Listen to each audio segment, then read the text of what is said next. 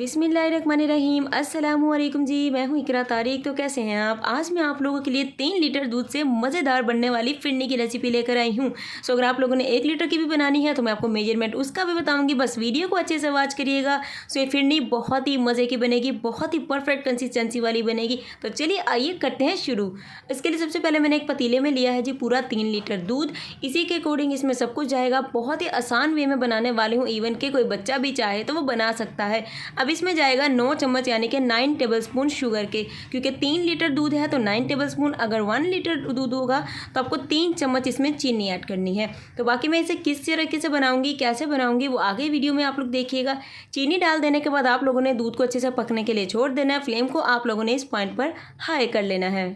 तो यहाँ पर देखिए, कोई आपको इसमें इलायची डालने की ज़रूरत नहीं है, कोई आपको ड्राई फ्रूट की ज़रूरत नहीं है, कोई आपको इसमें चावल का पाउडर नहीं डालने की ज़रूरत है। क्या डालेंगे हम जिससे फटाफट से हमारी खीर बन जाएगी, आप तो जानते ही हैं।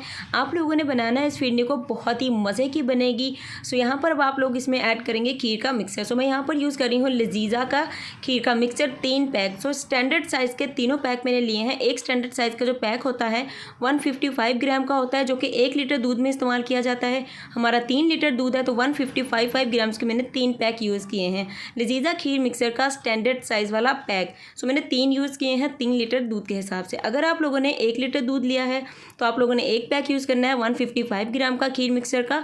ड्राई फ्रूट भी इसमें ऑलरेडी होता है और खीर का मिक्सर भी होता है और चीनी भी इसमें होती है। तो इसलिए 1 लीटर में आप लोग 3 चम्मच चीनी ऐड करिएगा। सो मेजरमेंट मैंने बता दिया। अब आप लोग देखिए, इसे फ्लेम को हाई करके आप लोगों ने इस तरीके से कुक करना है। चम्मच को चलाते रहना है।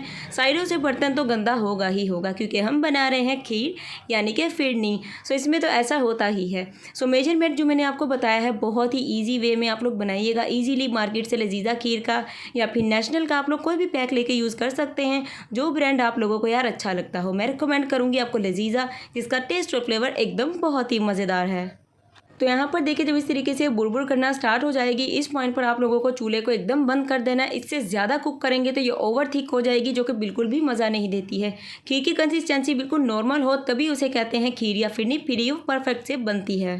तो लीजिए गाइस, मैंने इस तरीके से इन्हें कंटेनर में डालकर फ्रिज के ऊपर वाले पोर्शन में रख दिया है, क्योंकि हमें इसे खाना है जल्दी से। सो जल्दी से खाने के लिए इसे आधा घंटे के लिए फ्रिज में रखेंगे ताकि अच्छे से ये चिल्ड ठंडी हो जाए।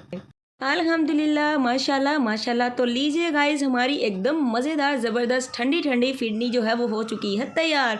वीडियो अच्छी लग रही है तो लाइक कर दो, शेयर कर दो, और यार जाते जाते चैनल को तो सब्सक्राइब ठोक ही दो। ठोक दिया तो आपकी बहन करती है आपका दिल से बहुत ज़्यादा शुक्रिया। और रखिएगा अपना बहुत सारा वाला ख्याल। मिलेंगे एक और ज़बरदस्त रेसिपी के साथ। अल्लाह हाफिज़, टेक केयर, बाय बाय।